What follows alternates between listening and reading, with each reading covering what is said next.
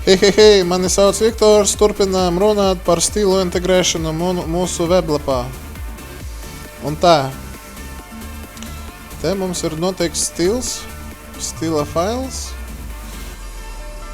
un ko es jums vēlos parādīt, tas ir, šobrīd mēs varam atvert to failu HTML, tad te ir piemērots noteikts stils. Un tagad es visu no šeit izdzēšu, saglabāju, atjaunoju. Un redziet, nekāds stils nav piemērots, jo stila fails ir vienkārši tukšs. Bet ir otrais variants, kā integrēt stilu HTML failā. Un tas notiek sekojoši. Starp tagiem head atverošu un aizverošu ierakstam style. Tagad es te iekopēšu to, ko tur izdzēsu. Un aizveram ar tagu style. Saglabājam. Atjaunojam. Redziet, rezultāts tāds pats.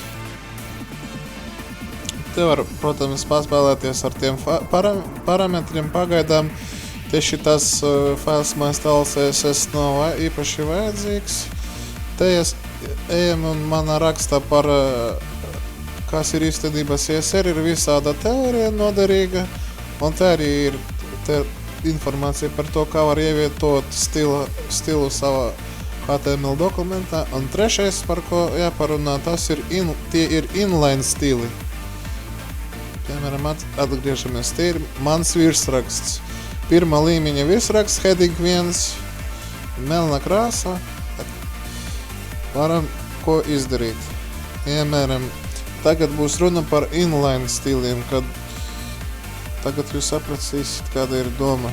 Tā, piemēram, heading 1 atkal būs mans stilizētais virsraksts.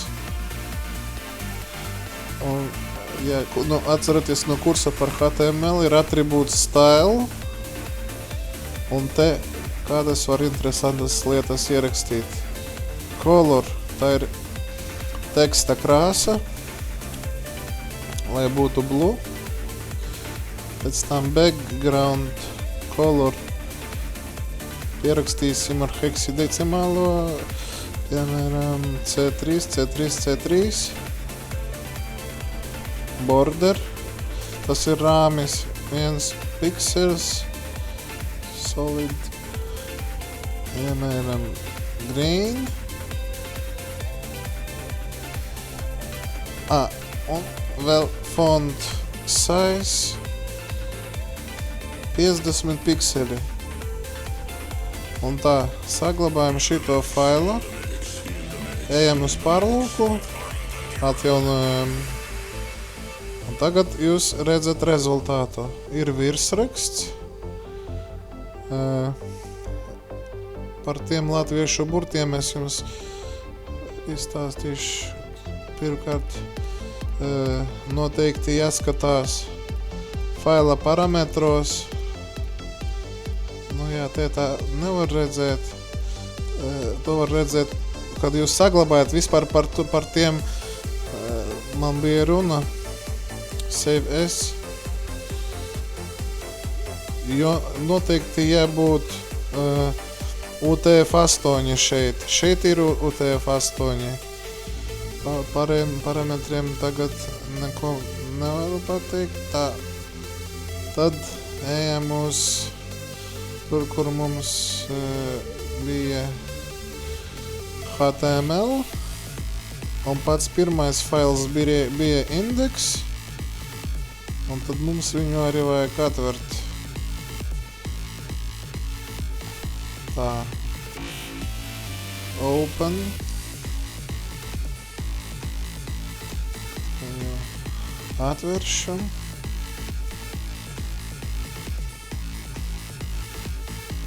Atveršu failu index. Un tas pat ir interesanti, ka ir šitā kļūda, jo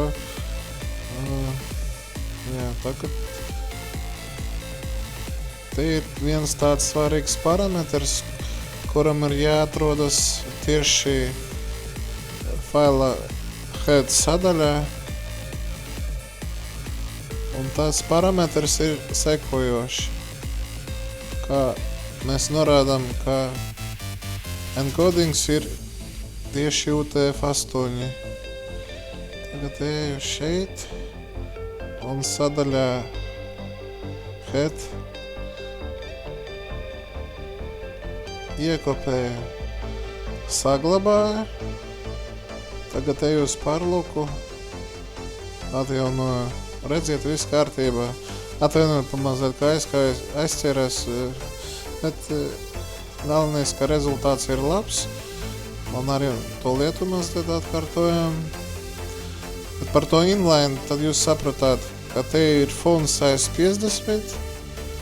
Rāmīts te īpaši nav redzams. Mēs to arī izdarīsim, lai viņš būtu labāk redzams. Piemēram, lai būtu 10 pikseli. Saglabājam, atjaunojam failu un redziet, rāmis ir 10 pikseli. Fona krāsa ir pelēka, teksta krāsa ir zila. Tas viss, ko es gribēju šobrīd izstāstīt. Paldies par uzmanību!